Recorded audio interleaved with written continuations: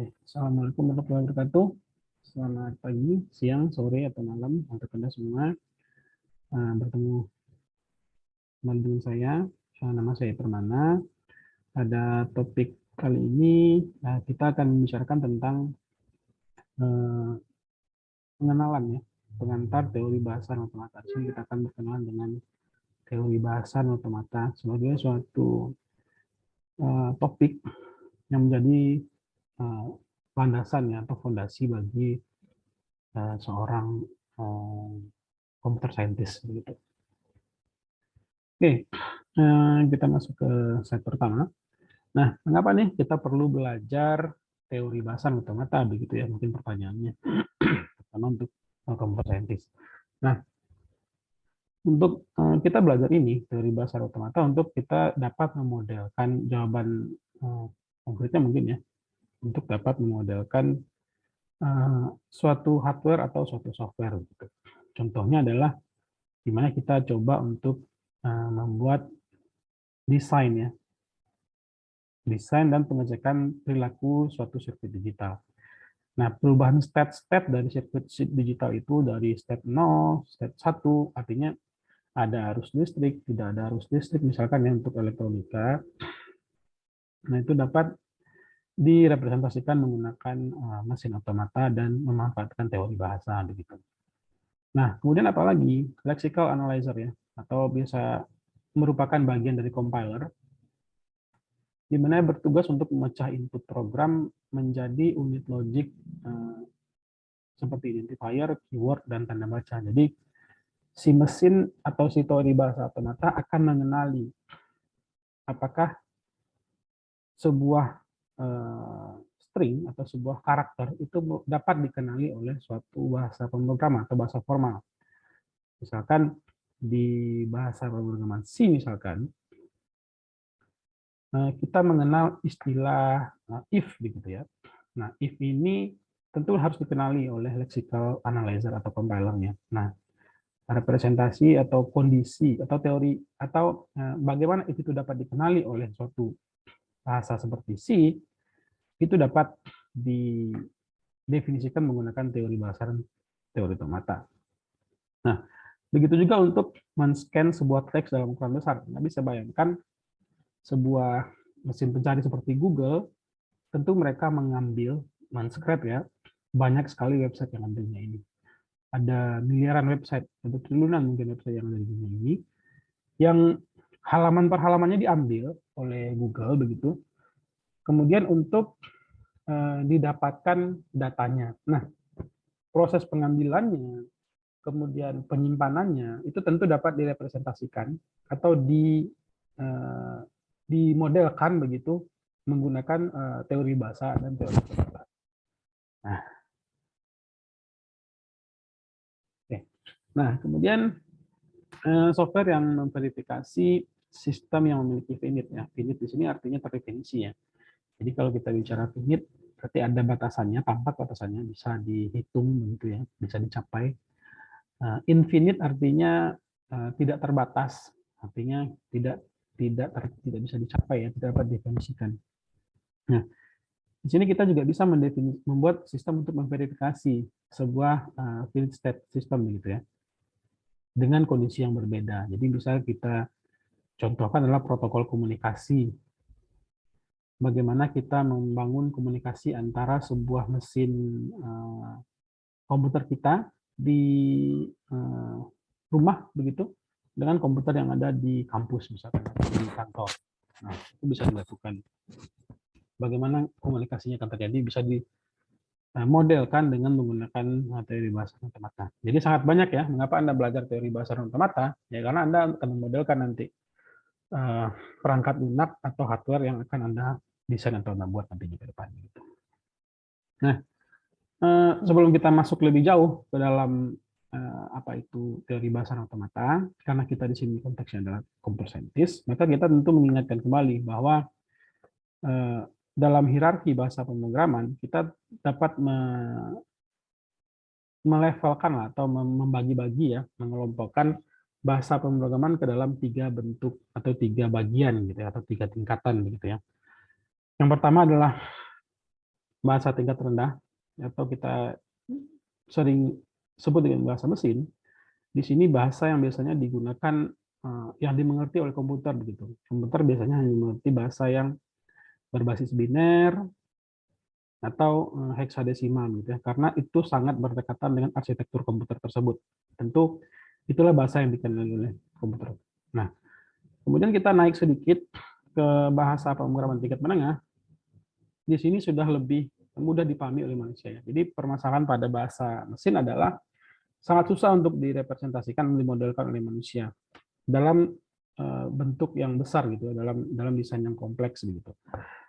Nah, di bahasa program tingkat menengah seperti assembly atau microcontroller itu sudah terdapat sintaks-sintaks atau aturan-aturan atau tata bahasa begitu yang sudah mirip-mirip dengan bahasa yang dipakai sehari-hari oleh manusia. Contohnya di bahasa assembly ya, kita bisa pindah dari satu alamat memori ke alamat memori lainnya gitu dengan menggunakan perintah goto ya atau perintah move untuk pindah dari satu pointer ke pointer yang lain begitu. Jadi sudah ada bahasa yang lebih mudah. Jadi kita tidak lagi menggunakan bahasa yang merepresentasikan bahasa mesin seperti biner atau hexa tadi yang tentunya berdekatan dengan arsitektur komputer tersebut. Nah, bahasa tingkat tapi tetap memerlukan effort yang cukup besar dalam mengembangkan bahasa tingkat menengah seperti assembly dan microcontroller ini. Oke. Kemudian kita masuk ke bahasa berikutnya itu bahasa pemrograman tingkat tinggi. Di sini seperti bahasa pemrograman seperti C, C++, PHP, Java, Golang, dan masih ada banyak lainnya, Kotlin juga, Swift juga gitu ya. Itu adalah bahasa pemrograman yang sintaks atau aturannya atau tata bahasanya sudah sangat dekat dengan bahasa manusia. Jadi contohnya kita bisa memahami dengan mudah if hujan dan gunakan payung gitu ya. Jadi itu sudah sangat manusiawi bahasanya. Jika hujan ya kita harus bawa payung. Itu kita sudah mengerti ya. Jadi Anda kalau hujan nanti bawa payung ya. Jika Anda rajin belajar, jika Anda rajin membuat tugas, jika Anda rajin mengerjakan pekerjaan, Anda akan mendapatkan reward ya. Bagi mahasiswa mungkin nilai yang baik, bagi pekerja mungkin kompensasi yang baik begitu. Nah, seperti itu. Itu lebih mudah dipahami dan sangat dekat dengan bahasa manusia gitu ya. Oke. Nah, kita perlu setelah kita lihat tadi tingkatan dari bahasa pemrograman ya, pengelompokannya, tentu kita ingin tahu bagaimana komputer atau mesin komputer itu dapat merubah memahami gitu level bahasa dari bahasa pemrograman yang tingkat tinggi tadi ke bahasa pemrograman yang berbasis mesin begitu ya, sesuai dengan arsitektur komputernya masing-masing. Nah, pada diagram di sebelah kanan Anda bisa lihat ada diagram yang pertama ada bahasa pemrograman, ada lingkaran dengan isi bahasa pemrograman. Di sini adalah bahasa pemrograman source. Jadi bahasa pemrograman tingkat tinggi seperti bahasa C, bahasa Java, source code-nya dibuat dalam bahasa yang mudah dimengerti tentunya tadi ya. Jadi seperti if hujan dan bawa payung. Nah, bahasa itu tentu perlu dikompilasi terlebih dahulu, dirubah terlebih dahulu, agar nanti dia dapat dimengerti oleh bahasa mesin, yang tentu tergantung dari arsitektur komputernya sendiri, begitu ya. Contoh saja Java misalkan. Oke, contohnya Java tadi ya. Nah, di Java kita membuat source code bahasa pemrograman dengan menggunakan sebuah file begitu ya, sebuah file. Kita definisikan filenya dalam file tipenya adalah .java. Nah, itu adalah kode sumber kita. Kode sumber dari bahasa pemrograman tingkat tinggi. Kemudian kode sumber itu akan dikirimkan ke dalam compiler ya. Compiler nanti akan merubah kode .java itu menjadi bytecode atau kode-kode yang bisa dimengerti oleh Java Virtual Machine. Nah, tugasnya Java Virtual Machine nanti untuk mentranslasikan si bytecode itu agar dapat dimengerti oleh bahasa mesin komputer atau tergantung dari arsitektur arsitektur komputer itu masing-masing. Nah, itulah proses yang terjadi. Jadi bahasa source code Anda akan dikompilasi dulu, dicek dulu apakah benar sudah tulisannya, apakah benar sudah ada if, apakah benar sudah ada titik koma, apakah benar sudah ada tanda kurung buka begitu ya, memulai sebuah statement, apakah benar sudah ada sintak kelas di situ begitu ya. Itu akan dicek dulu oleh kompilator, kemudian di parsing lagi, nanti baru dibangkitkan sehingga dia menjadi sebuah bytecode begitu. Nah, bytecode itu akan dikirim ke Java Virtual Machine untuk dikompilasi, ditranslasikan lagi, merubahnya menjadi bahasa mesin nanti. Nah, proses ini ya untuk 1 dan 2 inilah diperlukan fungsi kompilator. Di mana perannya si TBA ini gitu ya, teori bahasa otomata. Kita akan berperan besar sekali nanti di kompilasi ini ya, di proses di tengah-tengah. Jadi nanti kita bisa menerima suatu bahasa dan bisa menolak suatu bahasa gitu. Jika kita terima, kita bisa berikan ke proses berikutnya. Jika kita tolak, maka di panah ketiga kita kembalikan kepada kode sumbernya begitu, bahasa pemrograman tingkat tingginya, bahwa ada sintaks yang tidak benar gitu. Nah, itulah kurang lebih cara kerja yang terjadi begitu ya dalam sebuah bahasa pemrograman. Oke. Nah, dari proses kompilasi, bila kita melihat lebih dalam lagi dalam sebuah proses kompilasi, jadi source code kita tadi akan dilakukan analisa leksikal, akan di-scan mana yang merupakan tanda baca, mana yang merupakan keyword, dan mana yang merupakan variabel dan segala macam. Kemudian nanti hasil dari analisa tersebut akan diparsing ya, dianalisa sintaksnya. Apakah sudah benar susunannya? Apakah if sesudah then begitu ya? Dikelompokkan kemudian diparsing apakah sudah betul di dalam sebuah buka kurung tutup kurung sebuah statement. Nah, jika sudah benar maka akan dibangkitkan nanti sebuah si bytecode-nya ya. Si bytecode misalkan dalam konteks tadi Java-nya begitu ya. Nah, bytecode dari Java-nya akan dihasilkan, dia buatlah pembentukan kode nanti jika dia menggunakan tools tertentu maka akan dioptimalkan ya. Contohnya di JavaScript Anda ya salah satu contohnya adalah kita memampatkan gitu, mengezip, merapikan lagi. Jadi kalau kita bicara file source code gitu, dia punya spasi ya, spasi itu bisa mengambil memori yang besar, jadi spasi itu bisa dihilangkan seperti itu. Nah, itu kode yang lebih optimal nanti, atau secara algoritma juga dia bisa optimal, nanti baru program akhirnya dijalankan, bisa dijalankan dengan baik. Itu dilakukan pada proses sintesa. Nah, proses analisis leksikal, mengenali keyword, mengenali tanda baca, kemudian mengenali aturannya gitu ya, apakah if sudah kenal dengan then, kemudian membangkitkan kode antaranya atau bytecode-nya gitu ya, sintaks bytecode-nya, itulah yang menjadi domain dari teori bahasa otomata itu sendiri. Gitu ya. Oke. Nah, kita masuk ke definisi, mungkin definisi dari TBA sangat banyak, tapi ini salah satu yang saya simpulkan ya. Nah, sekarang kita bicara teori bahasa. Kita akan belajar terkait bahasa formal. Apa sih bahasa formal? Itu adalah sebuah tata bahasa yang baku yang dapat digunakan untuk merancang compiler. Jadi kalau kita bicara teori bahasa, berarti kita bicara bahasa, aturan-aturan yang berlaku di bahasa. Contoh nanti kita lihat bahasa Indonesia.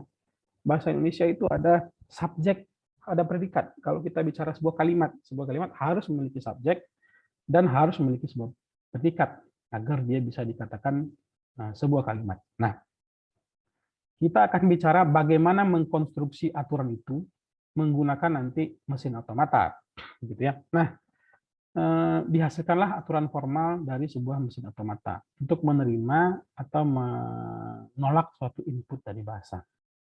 Jadi tadi teori bahasa kita akan belajar nih bagaimana aturan-aturan atau tata bahasa agar dapat digunakan oleh compiler, gitu ya. Oke. Kemudian kita masuk ke otomata. Otomata ini adalah sebuah mesin abstrak yang dapat mengenali. Jadi mesinnya kita hanya bicara dalam teorinya nanti, tapi bisa diimplementasikan. Mesin abstrak yang mengenali, contoh mesin Java Virtual Machine ya. Mesin abstrak memang ini scanner, dapat mengenali. Jadi dia bisa mengenali keyword seperti if, then, variable, var, kemudian konstanta kalau di Java, kemudian apa lagi, integer ya, tipe data integer, string, char, nah, itu bisa dikenali oleh dia. Dan dia dapat menerimanya. Jadi kalau dia memang dikenali, akan diterima. Kalau tidak dikenali akan ditolak. Jadi compilernya langsung memberikan informasi bahwa itu tidak dikenali. Dan nanti setelah dikenali dia akan menghasilkan kode-kode atau sebuah kalimat nanti yang dapat dibentuk yang dapat direpresentasikan atau dimodelkan dalam bahasa formal atau dalam sebuah tata bahasa. Jadi hasilnya itu adalah sebuah tata bahasa begitu ya. Dari suatu mesin otomata. Contohnya nanti kita lihat di slide berikutnya. Nah, mesin otomata akan menerima input yang dianggap sebagai bahasa yang bisa dikenali oleh mesin tersebut. Jadi, mesin otomata akan menerima semua input. Jika inputnya dikenali, maka dia akan diterima, ya, dikenali ya, kemudian dicek apa namanya, di parsing ya, di parse, dicek sintaksnya. Nah, apabila dia dikenali, maka dia akan diterima, dan sintaks yang benar maka dia akan diterima. Apabila tidak dikenali atau sintaks yang salah maka dia akan ditolak. Itulah yang bisa dilakukan nanti oleh mesin otomata. Jadi dia akan menerima sebuah input dan dia akan memberitahukan kepada si source code-nya, si pembuat source code-nya bahwa ini bisa diterima dan ini tidak bisa diterima. Nah, sekarang kita masuk kembali lebih dalam sedikit ke bahasa. Teori bahasa ya. Nah, dalam teori bahasa ini ada beberapa unsur sebenarnya yang membangun suatu bahasa. Yang pertama adalah simbol. Simbol di sini adalah suatu bentuk abstrak yang tidak memiliki definisi formal. Ya, Anda bisa contohkan sebagai, misalkan kita ambil contoh A kecil dan A besar. Kita tahu A kecil dan A besarnya adalah sebuah huruf A, begitu ya. Tapi tidak ada definisi jelas atau definisi konkret dari A ini, gitu ya. Karena bisa jadi huruf A bisa memiliki bentuk yang berbeda, tergantung dari fontnya, begitu. Jadi kita tidak bisa mendefinisikan bahwa A itu adalah sebuah segitiga. Bisa jadi dia A-nya bukan segitiga ya bentuknya, mungkin agak miring, bukan segitiga. Nah, makanya tidak ada definisi formal ya. Jadi dalam konteks misalkan seperti A besar dan kecil, apakah sama definisinya? Tentu tidak ya, tapi dia sama-sama huruf A, tapi definisinya tidak sama. Itu yang kita sebut dengan simbol. Jadi ya, semua yang ada di biasanya berbentuk alfabetnya dan string begitu. Dan simbol-simbol lainnya, simbol-simbol ASCII lainnya biasanya. Nah, kemudian kita bicara yang berikutnya adalah unsur pembangun bahasa itu adalah alfabet. Dia merupakan himpunan dari simbol-simbol. Jadi ada alfabet biner ya, 0 dan 1, kemudian ada alfabet Latin, A sampai Z. Nah, ini adalah himpunan dari simbol-simbol tadi, 0 dan 1. Nah, kemudian kita ada lagi yang disebut dengan istilah string ya, atau kalimat atau word, yang merupakan himpunan yang terdiri dari simbol-simbol alfabet. Jadi Anda bisa punya beberapa tipe alfabet. Bisa jadi di sini kita lihat definisinya adalah A1, A2, A3 sampai ke N, dan di mana A ke I ya, itu merupakan elemen dari alfabet. Alfabet bisa saja dia alfabet biner atau alfabet Latin. Nah, contohnya bisa saja A1 ini biner, A2-nya adalah Latin, A3-nya adalah mungkin bahasa ini ya, bahasa Yunani misalkan gitu ya, bahasa Greek. Nah, mungkin AN-nya adalah bahasa Latin lain lagi ya, alfabet yang lain lagi begitu. Nah, itu bisa seperti itu. Nah, itulah sebuah string. Jadi dia kumpulan dari beberapa alfabet yang berbeda gitu ya.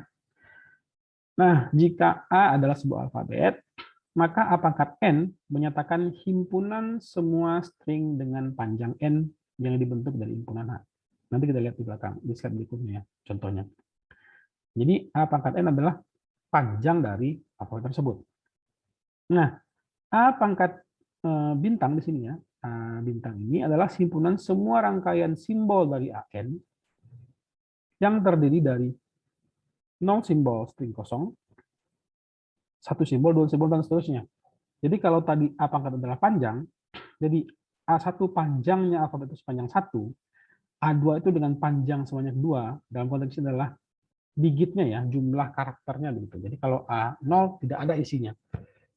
A1 isinya cuma 1 berarti. A2 berarti ada AA gitu ya, ada 2. dan seterusnya. Jadi dia kombinasi dari semua representasi dari alfabet A dengan panjang N ya.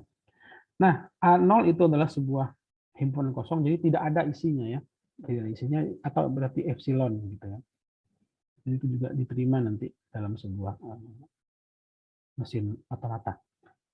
Nah, contohnya, misalkan kita punya sebuah alfabet A berupa biner 0 dan 1. Maka untuk A pangkat 0 gitu ya, A pangkat 0 di sini kita dapat menggantinya dengan epsilon ya. Contohnya di sini buka kurung, tutup kurung, di dalam tengah-tengahnya ada E gitu, epsilon. Ini menandakan bahwa si input tersebut adalah string kosong. Nah, panjangnya adalah kosong, tidak ada isinya, tapi dia bisa didefinisikan begitu ya. Kemudian ada A pangkat 1, berarti dia ada satu saja jumlahnya, 0 sajakah atau 1 sajakah. Kemudian dia pangkat 2, berarti ada 2 panjangnya, 11, 01, 10 atau 11. Jadi panjangnya 2 ya, ada 2. A pangkat 3, panjangnya sebanyak 3. Berarti 000, 001, 010, 011 dan sampai 111 seterusnya begitu ya. Jadi begitu seterusnya. Jadi yang dimaksud dengan panjang adalah jumlah karakternya ya untuk satu buah anggota dari himpunan tersebut. Nah, bahasa pada alfabet A adalah himpunan bagian dari A bintang gitu ya. Jadi dia adalah himpunan bagian dari A bintang. Contohnya, misalkan kita punya A dengan himpunannya adalah A, B, dan C. Maka berikutnya adalah contoh dari bahasa pada alfabet A. Dia bisa memiliki bahasa A, AAA, BC, AC, ABC, dan CAB. Gitu ya. Jadi dia bisa, ini untuk panjang 1, panjang 3, ini panjang 2, panjang 2, panjang 3, dan panjang 3. Bisa dia punya bahasa A panjang 3, pangkat 3, dan A pangkat 5 di sini ya. Atau bisa dia bahasanya kosong saja. Atau bisa dia didefinisikan sebagai A pangkat I dan C, kemudian B pangkat I, di mana I-nya besar atau sama dengan 1. Jadi bisa pangkat 100 atau 1000 nanti. Nah, itu yang akan dibaca oleh mesin otomata Anda nanti. Jadi dia bisa mendefinisikan itu ya. Ini bisa dimodelkan dengan mesin otomata kita nantinya. Walaupun dia panjangnya sebanyak N ini ya, bisa dilakukan nanti. Nah, itu tadi bahasa dan elemen-elemen bahasa. Sekarang kita lihat contoh dari grammar nih, atau tata bahasa nih.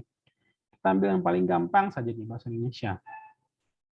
Ini saya tidak begitu ahli dalam bahasa Indonesia, tapi ini yang sejauh yang saya ketahui ya, pada saat saya belajar dulu, kalimat nih ya, kita dalam bahasa Indonesia, jika kita akan mendefinisikan sebuah kalimat, maka kalimat itu harus memiliki sebuah subjek. Itu wajib dimiliki oleh kalimat. Dan kalimat itu harus memiliki dan wajib memiliki sebuah predikat. Nah, dengan adanya sebuah subjek dan sebuah predikat, maka kedua gabungan itu bisa dikatakan sebagai kalimat dalam tata bahasa Indonesia. Gitu ya. Nah, tapi bisa saja juga dia memiliki suatu keterangan atau suatu objek juga boleh, dan dia bisa saja kosong nih keterangannya. Jadi cukup dengan subjek dan predikat saja, suatu susunan dari kata-kata atau string-string tersebut dapat dikatakan sebagai kalimat dalam bahasa Indonesia. Nah, sekarang kita turunkan lagi subjek.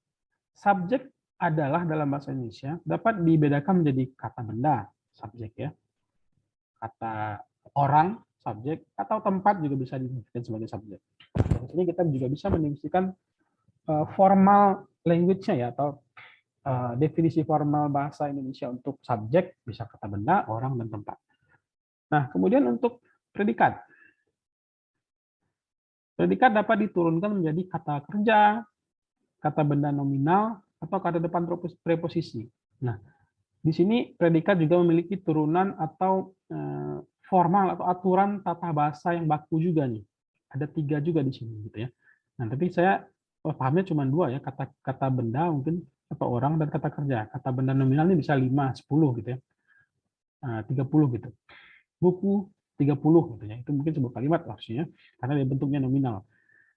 Nah, untuk orang sendiri, dan dia merupakan subjek tadi, dia ada orang tunggal dan orang jamak ya. Berarti orang tunggal berarti 1, orang jamak berarti ada banyak gitu ya. Contoh ulang tunggal adalah Alan Turing, ya, penemu mesin Turing. Hanya satu di sendiri saja dia. Jadi orang tunggal, ya, hanya Alan Turing satu orang. Orang jamak peserta perkuliahan teori bahasa otomata misalnya. Ada banyak, ya, lebih dari satu orang, 2, 3 mungkin, atau 4, dan seterusnya begitu, ya. Oke. Kemudian kata kerja. Kata kerja tadi kita bisa juga menurunkan lagi kata kerja menjadi kata kerja aktif, kata kerja pasif, dan kata kerja penghubung. Ya. Contoh kata kerja aktif adalah belajar. Contoh kata kerja pasif dikerjakan, ya. Dikerjakan berarti dia pasif mengerjakannya. Nah, ini satu lagi penghubung, ya. Nih, penghubung harusnya adalah gitu. Misalkan, ya, kata kerja penghubung dia menghubungkan si subjeknya dengan keterangannya nanti yang kita contohnya. Nah, ini harusnya ini, ya, kata kerja penghubung. Nah, kemudian keterangan adalah misalkan ilmuwan, ya, menjelaskan siapa dia. Nah, kita lihat contohnya sekarang. Contoh tata bahasa dalam bahasa Indonesia, ya, bukan bahasa Inggris. Nah, kalimatnya misalkan nih, subjek, predikat, dan keterangan nih. Formatnya, formal definisinya adalah seperti ini. Subjek bisa diganti dengan Turing, ya. Subjek bisa diganti dengan Turing. Kemudian predikatnya bisa diganti dengan adalah, keterangannya bisa diganti dengan ilmuwan. Sehingga Turing adalah ilmuwan, itu menjadi sebuah kalimat yang dapat diterima nantinya harusnya, ya. Atau merupakan turunan dari subjek, predikat, dan keterangan. Gitu, ya. Kemudian kalimat berikutnya adalah subjek, predikat, dan keterangan. Di sini subjek ini diturunkan dalam mahasiswa, orang, ya, orang jamak begitu. Kemudian predikatnya adalah belajar di sini, ya. Predikatnya belajar di sini, dan keterangannya tidak ada. Nah, keterangannya tidak ada artinya kosong, epsilon, maka dia menjadi mahasiswa belajar. Mahasiswa belajar ini adalah definisi formal dari kalimat karena dia memenuhi subjek dan predikat, gitu, ya, walaupun dia keterangan tidak ada. Sama dengan Turing, ada ilmuwan, dia memenuhi kaidah kalimat di mana terdapat subjek, ada predikatnya, dan ada keterangannya, gitu, ya. Nah, jadi begitulah pembangkit sebuah kalimat dalam sebuah teori bahasa nantinya. Kita akan lihat lebih lanjut nanti, ya, seiring kita melihat materi-materi berikutnya. Nah, tadi kita sudah lihat apa itu bahasa, unsur-unsur bahasa. Nah, sekarang kita lihat unsur-unsur untuk mendefinisikanlah sebuah aturan dari sebuah bahasa, gitu, ya. Jadi kita lihat unsur-unsur aturan bahasa. Yang pertama, kita akan sering bertemu dengan himpunan berhingga atau himpunan berhingga terminal, atau bisa kita singkat dengan T besar, ya, himpunan berhingga terminal. Himpunan berhingga terminal adalah suatu himpunan yang dia dapat menurunkan, ya, jadi dapat diturunkan dari, dapat menurunkan definisi yang lain, gitu. Contohnya di sini kalimat ini bisa diturunkan menjadi subjek, predikat, dan keterangan. Subjek juga non terminal, dia dapat diturunkan menjadi Turing, gitu, ya. Predikat juga terminal, dia non terminal, ya, dia dapat diturunkan menjadi adalah atau menjadi belajar. Keterangan juga terminal, dia dapat diturunkan menjadi ilmuwan atau epsilon. Nah, itu yang disebut dengan non terminal, ya. Sorry, non terminal itu, sorry, saya kebalik, ya. Oke, kita ulang lagi, ya. Himpunan berhingga terminal, gitu. Artinya dia tidak bisa diturunkan lagi, ya. Terminal berarti sudah termin, sudah akhir dia, tidak bisa diturunkan lagi. Contohnya di sini adalah Turing, ya. Turing tidak bisa diturunkan lagi di sini. Adalah juga tidak bisa diturunkan lagi. Ilmuwan juga tidak bisa diturunkan lagi. Ini nggak ada lagi turunan dari Turing, adalah ilmuwan, karena dia sudah akhir dari sebuah tata bahasa di sini, gitu, ya. Nah, kemudian kita lihat himpunan berhingga non terminal atau disingkat dengan N. Nah, ini yang disebut non terminal. Dia masih dapat diturunkan. Kalau kita lihat lagi contoh di sini, kalimat, ya, pada tata bahasa ini, kalimat adalah sebuah contoh dari himpunan non terminal. Karena apa? Karena dia masih bisa diturunkan. Kalimat bisa diturunkan menjadi subjek, predikat, atau keterangan, begitu, ya. Nah, subjek juga masih bisa diturunkan. Subjek bisa diturunkan menjadi Turing atau bisa diturunkan menjadi mahasiswa di sini. Kemudian predikat juga merupakan non terminal karena predikat bisa diturunkan menjadi adalah dan predikat bisa diturunkan menjadi belajar. Keterangan juga merupakan simbol non terminal karena dia bisa diturunkan menjadi ilmuwan dan dia bisa diturunkan menjadi epsilon atau string kosong di sini. Gitu ya. Kemudian kita bicara himpunan berhingga aturan produksi. Nah, nanti kita lihat di sini. Aturan produksi adalah bagaimana kita mendefinisikan atau merubah suatu simbol non-terminal menjadi simbol terminal. Contohnya di sini adalah aturan produksi untuk kalimat adalah subjek predikat. Ya. Aturan produksi untuk kalimat adalah subjek plus predikat. Tentu ini berbeda dengan aturan produksi untuk frasa misalkan ya. Frasa saya tidak tahu, tapi itu berbeda dengan kalimat ya, karena frasa itu bukan kalimat yang setahu saya. Jadi itu tentu berbeda lagi, bukan subjek dan predikat lagi di sini.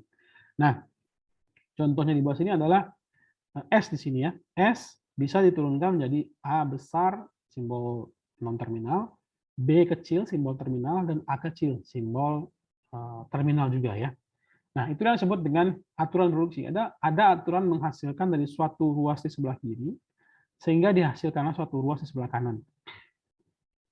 Nah, itu disebut dengan aturan produksi. Contohnya lagi adalah A besar di sini, sebuah simbol non-terminal, membuat suatu aturan produksi yang akan merubah A besar menjadi B besar dan B besar, dua buah B besar di sebelah kanannya. Nah, itulah sebuah aturan produksi yang berikutnya. Aturan produksi lainnya lagi adalah B besar, sebuah B besar di sebelah kiri, maka dia dapat diturunkan menjadi A kecil dan B kecil, sebuah simbol terminal ya, dua buah simbol terminal A dan B di sini. Kemudian simbol non-terminal A besar dan B besar dapat diturunkan menjadi simbol terminal B kecil. Nah, ini yang disebut dengan aturan produksi. Nah, kemudian kita diperkenalkan lagi dengan simbol awal ya, atau S, di mana S ini adalah elemen dari simbol non-terminal ya.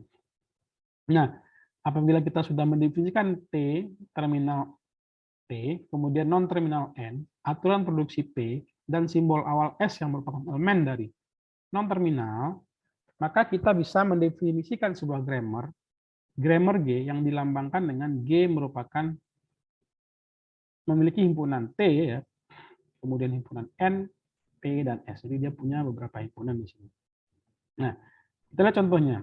Misalkan grammar G memiliki himpunan T, simbol terminal, N, simbol non-terminal, P, aturan produksi, dan S, simbol awal S, di mana himpunan dari T adalah, himpunan terminalnya adalah A dan B, A besar dan B, A kecil dan B kecil. Begitu.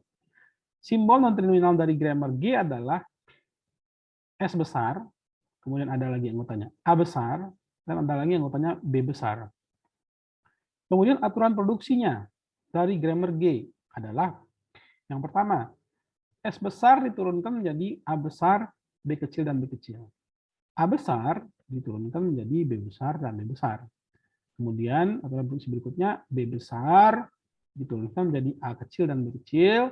Kemudian A besar dan B besar diturunkan menjadi B kecil. Dan kemudian simbol awal adalah S. Ya. Nah, misalkan kita punya string ABA begitu ya. Nah, string ABA itu dapat diturunkan dengan sebagai berikut. Kita turunkan B-nya ya, karena kita punya aturan produksi B di sini, merubahnya menjadi AB ya, maka kita bisa turunkan B menjadi AB. Sehingga kita memiliki A besar, A kecil, B kecil, dan A kecil. Kemudian di sini kita bisa menurunkan A menjadi BB ya. Kita punya aturan produksi A menjadi BB di sini ya. Nah, sehingga kita bisa menurunkan A menjadi BB. Sehingga dibentuk BB, B besar, A ya, dan B kecil, A kecil. Selanjutnya kita bisa menurunkan B menjadi AB, karena kita punya aturannya di sini. B bisa diturunkan menjadi AB. Sehingga kita bisa merubahnya menjadi B besar, A besar, A kecil, B kecil, A kecil, B kecil, dan A kecil. Begitu juga dengan untuk B di sebelah kiri, kita turunkan menjadi A kecil, B kecil, sehingga kita dapatkan A kecil, B kecil, A kecil, B kecil, A kecil, B kecil, dan A. Nah, inilah string terminal yang dapat diterima nanti atau dimiliki oleh sebuah aturan produksi begitu ya. Nah, ini yang didefinisikan nanti oleh dapat dibaca oleh mesin otomata nanti. Oke. Sekarang kita lihat contoh mesin otomata. Tadi kita sudah lihat contoh bahasa, bagaimana sebuah bahasa dibangun, bagaimana aturan bahasa, apakah itu simbol terminal, non-terminal, kemudian aturan produksi, suatu grammar, Anda sudah melihatnya. Sekarang kita lihat mesin otomata yang paling sederhana. Contohnya adalah switch ya, kontak lampu lah contohnya. Nah, switch adalah sebuah mesin abstrak yang dapat mengingat state. State-nya adalah kondisi yang sedang dialaminya ya. Jadi bisa jadi dia lagi nyala pada saat state-nya on, bisa jadi dia mati pada saat state-nya off. Jadi misalkan on ada arus listrik, off tidak ada arus listrik nih, misalkan switch-nya switch lampu begitu ya. Nah, state di sini adalah atau kondisi direpresentasikan dalam bentuk sebuah lingkaran. Pada contoh di samping, state adalah on dan off. Jadi yang disebut dengan state adalah yang lingkaran sini ya. Jadi ini lagi berada di state off nih, si switch-nya. Kalau dia pindah ke sini, state-nya lagi on nih. Nah, sebuah state ya, itu memerlukan sebuah inputan begitu. Nah, masukkan state ya, sebuah inputan. Sebuah busur atau panah antar state ya. Bisa jadi dia biasanya antar state ya, dari state awal ke state tujuannya begitu. Nah, pada contoh di samping inputnya adalah start dan push. Nah, yang pertama state-nya adalah start, dia off dulu. Kemudian dari off, jika dia mendapatkan input push, maka dia akan pindah ke on state-nya. Jika dia on dan jika dia mendapatkan lagi inputan push ya, atau dipencet gitu, maka dia akan pindah ke state off. Jadi diawali dengan mati lampu begitu ya, mati, stok kontaknya mati begitu. Kemudian Anda pencet, stok kontaknya akan nyala, on. Anda pencet lagi, stok kontaknya akan mati. Nah, itulah salah satu bentuk representasi dari mesin otomata. Jadi Anda bisa bayangkan Anda membentuk sebuah switch, Anda cukup menggambarkan state-nya dengan diagram seperti ini. Nah, Anda bisa bayangkan juga nanti, jika Anda membuat sistem yang lebih kompleks, itu bisa direpresentasikan atau dimodelkan dengan sebuah mesin otomata. Gitu ya. Oke. Nah, contoh berikutnya untuk analisa leksikal ya, atau menerima sebuah mengenali sebuah string gitu.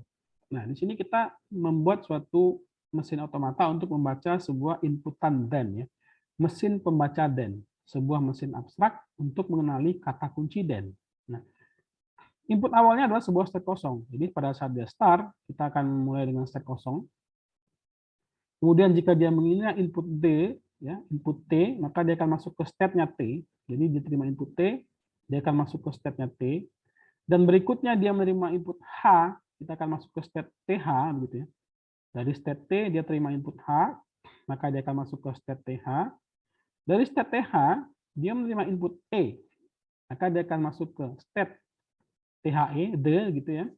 Dan dari input D dia akan menerima dari state D, begitu ya. Dia menerima input N, maka dia akan masuk ke state then, ya. Input N masuk ke state then. Dan merupakan final state. Nah, final state-nya adalah state akhir. Dia dilambangkan dengan dua lingkaran seperti ini ya. Ada lingkaran di luarnya, ada lingkaran di dalamnya. Nah, ini step dari akhir-akhirnya dia diterima gitu ya. Sehingga dapat disimpulkan bahwa input then dapat diterima oleh mesin otomata di bawah sini. Ya, ini contohnya. Nah, ini juga representasi dari mesin otomata gitu ya.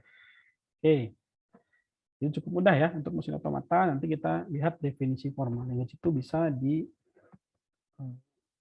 atau tidak dalam suatu mesin otomata yang sudah kita bangun. Oke, selanjutnya kita bicara hierarki bahasa Chomsky ya. Jadi Noam Chomsky ini adalah seorang ilmuwan linguistik, computer scientist juga. Dia profesor di MIT ya, Massachusetts Institute Teknologi, salah satu kampus informatika atau computer science atau ilmu komputer terbaik di dunia.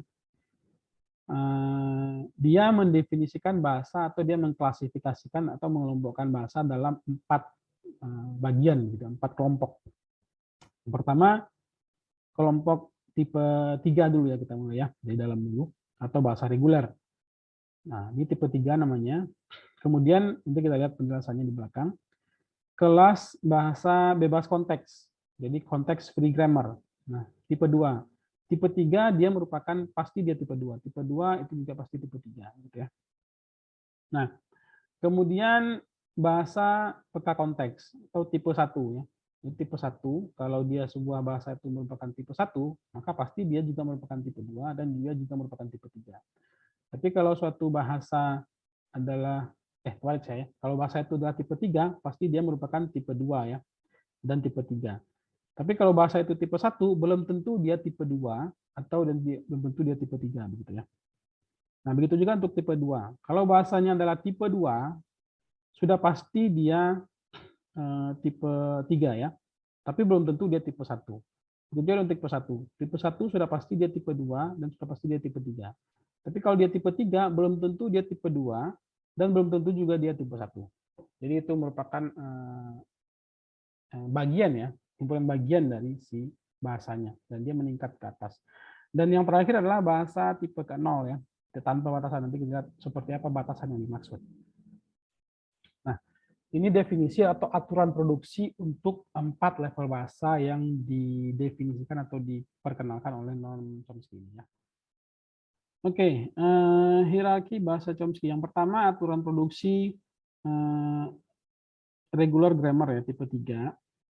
Sebelum kita masuk ke sana, kita lihat dulu ada catatan di sebelah atas ini, ada sebuah string A dan B adalah sebuah ya, satu buah saja simbol terminal.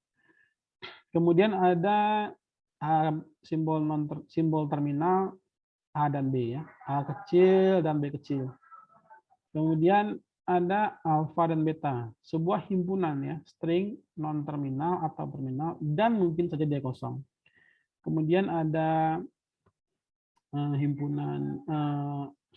ada gamma di sini merupakan himpunan simbol terminal dan tidak kosong ya. Jadi kita punya definisi ini gitu ya.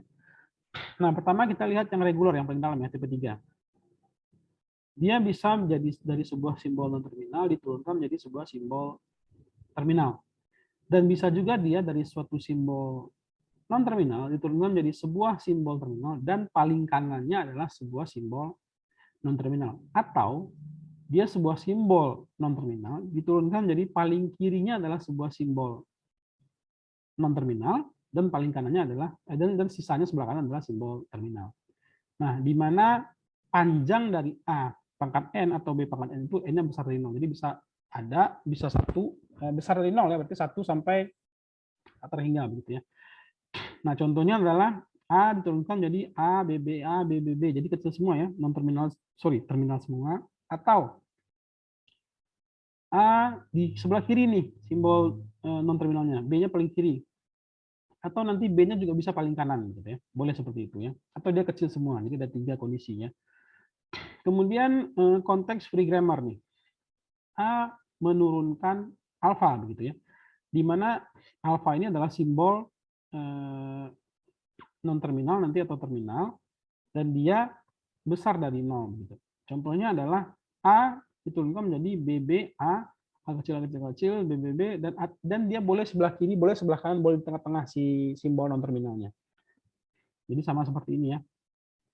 Dia boleh sebelah kanan, boleh sebelah kiri atau boleh di mana saja letaknya. Asalkan dia di ruas sebelah kanan. Tapi kalau untuk regular grammar dia paling kiri atau paling kanan ya, nggak boleh di tengah-tengah. Nah, itu untuk aturan produksi konteks free grammar. Kemudian aturan produksi konteks sensitif grammar ya. Konteks sensitif grammar kalau untuk regular dan konteks free ya, yang contoh 1 dan 2 itu sebelah kiri maksimal 1. Untuk konteks sensitif sebelah kiri boleh lebih dari 1 dan boleh dia besar atau kecil gitu ya. Jadi A B A gitu, B B A atau sebaliknya. Jadi asalkan ada aturan yang menjelaskan di sini membatasi gitu ya. Panjang ruas kanan selalu lebih besar atau sama dengan panjang ruas kiri. Berarti kalau di sini ada 4, di sini minimal 4 juga di sebelah kanan. Nggak boleh lebih dari 4 gitu ya. 5, nggak boleh kurang dari 4, 3 nggak boleh. Nah, contohnya 1, 2, 3, 4, 5, 6. 1, 2, 3, 4, 5, 6, 7. Nah, ini boleh ya. Kalaupun dia 6 juga boleh. Jadi dia selalu lebih besar atau sama dengan panjang ruas kirinya gitu ya. Nah, itu aturan produksi konteks sensitif. Kemudian aturan produksi unrestricted ya, di mana tidak ada batasan nih. Jadi boleh panjang sebelah kiri yang lebih panjang, terserah terminal atau non terminal, sebelah kanan lebih pendek atau sebelah kiri lebih pendek, sebelah kanan lebih panjang, terminal dan terminal terserah di mana saja bisa diletakkan. Nah, itu aturan dari hierarki Chomsky ya. Jadi aturan produksi dari 4 grammar yang diperkenalkan oleh Noam Chomsky ya. Nah, si 4 grammar tersebut nanti akan dapat digunakan ya atau dapat dikenali gitu ya oleh beberapa mesin ya.